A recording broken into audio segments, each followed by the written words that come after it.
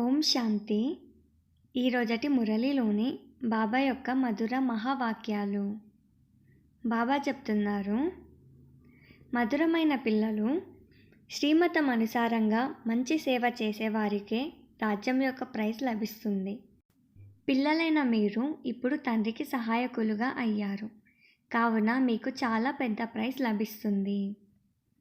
ప్రశ్న: తండ్రి యొక్క జ్ఞాన డ్యాన్స్ ఏ పిల్లల సమ్ముఖంలో చాలా బాగా జరుగుతుంది?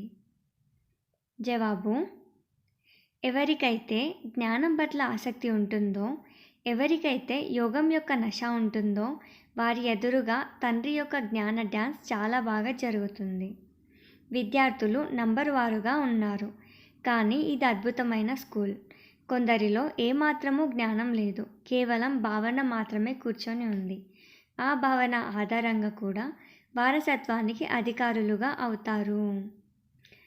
ఈరోజటి ధారణ కొరకు ముఖ్య సారము. ఫస్ట్ పాయింట్: ఆత్మరూపి జ్యోతిని ప్రజ్వలితం చేయటానికి ఉదయమే స్మృతి యాత్రలో కూర్చోవాలి. స్మృతి ద్వారానే తుప్పు తొలగిపోతుంది. ఆత్మలో ఏ మాలిన్యం అయితే కలిసిందో దానిని స్మృతి ద్వారా తొలగించి సత్యమైన బంగారముగా అవ్వాలి. సెకండ్ పాయింట్: తండ్రి నుండి ఉన్నత పదవి యొక్క ప్రైజ్ను తీసుకునేందుకు భావనతో పాటుగా జ్ఞానవంతులుగా మరియు గుణవంతులుగా కూడా అవ్వాలి. సేవ చేసి చూపించాలి. వరదానము: నడవడిక మరియు ముఖము ద్వారా పవిత్రత అలంకారం యొక్క మెరుపును చూపించే అలంకారమూర్తు భవ. వివరణ: పవిత్రత బ్రాహ్మణ జీవితం యొక్క అలంకారము. నిత్యం ముఖము మరియు నడవడిక ద్వారా ఇతరులకు పవిత్రత అలంకారం యొక్క అనుభూతి కలగాలి. దృష్టిలో, ముఖములో, చేతులలో, పాదాలలో సదా పవిత్రత అలంకారము ప్రత్యక్షమవ్వాలి. వీరి ఫీచర్స్ ద్వారా పవిత్రత కనిపిస్తుంది. వీరి నయనాలలో పవిత్రత మెరుపు ఉంది.